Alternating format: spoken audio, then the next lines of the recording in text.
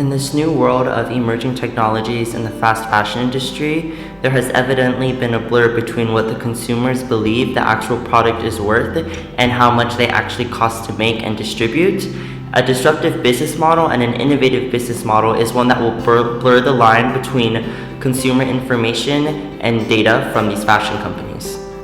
Such an innovation would be one that allows a consumer to type in a product from a different brand or company, in which the platform would redirect them to other brands that use the same manufacturer or supplier to give them not only the cheapest price but the best price in terms of what is equal to the product they are searching for in both quality and innovation.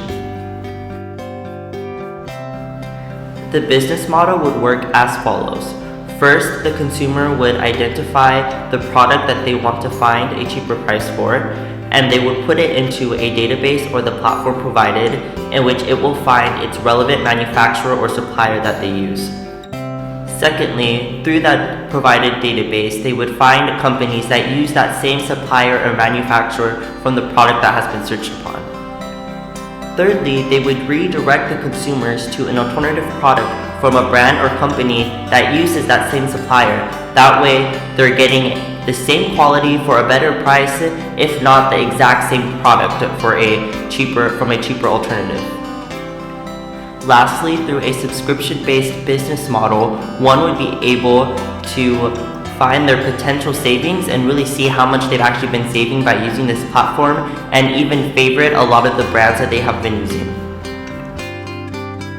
The value proposition is the direct translation of financial data in the fashion industry from a variety of manufacturers right to the consumer, in which there can finally be clarity on which brands are pricing their pieces the best for essentially the same exact products in terms of both design and quality from the same manufacturers they all use.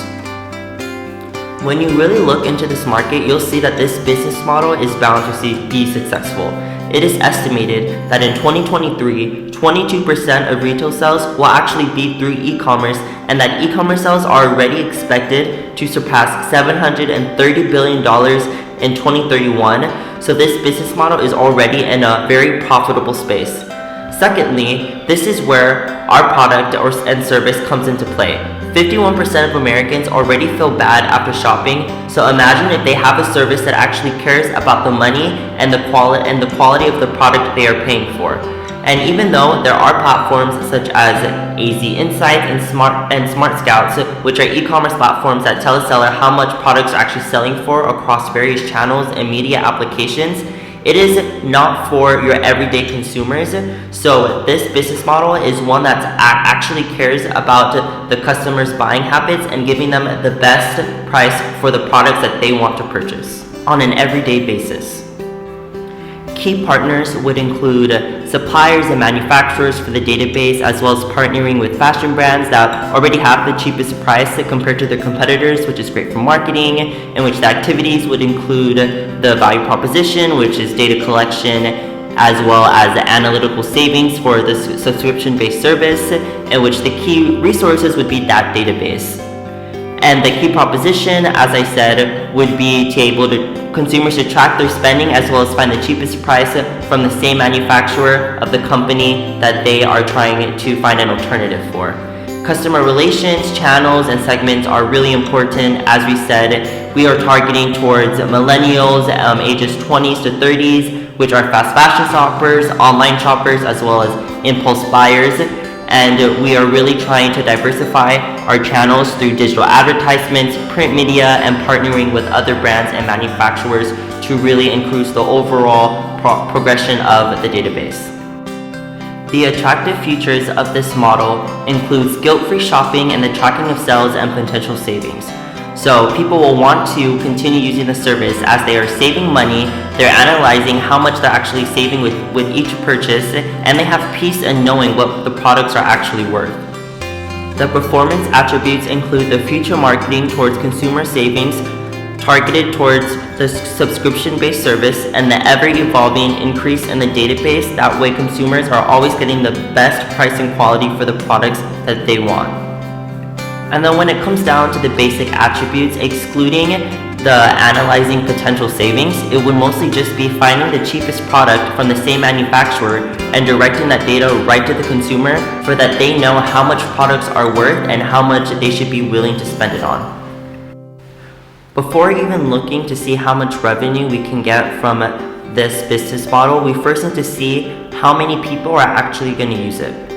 The total available market includes online shoppers, specifically in retail, which accounts for 45.4 million people.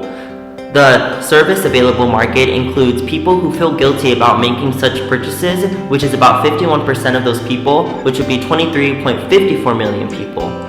And the service obtainable market would be our targeted demographic, which would be millennials, and that would be 8.47 million people. If our KPI is a 50% profit margin and we market our product at $9.99 a month, our monthly revenue would be $12,692,296. A two-part implementation plan would first include collecting companies from manufacturers to increase the necessary database and be able to redirect the data right to the consumers, as this is what our business model is built upon. Second would be focusing on digital media to attract the targeted demographic, as these are millennials aged 20s to 30s who are always on their phone, surfing the web, online shopping, while also finding a balance to use between print media to represent company values, as it has been noted that print media actually induces trust between the consumer and the desired brand. This is important because trust is the main value of transparency. When you really look into this business model, you'll actually see that transparency is almost just like the Google MUM model. It takes advantage of the new awareness in this new public information of data and is now trying to help consumers feel more comfortable in making purchases in an industry that is known to set their prices unfairly by what the brands think they're worth and how much they actually are. Thank you.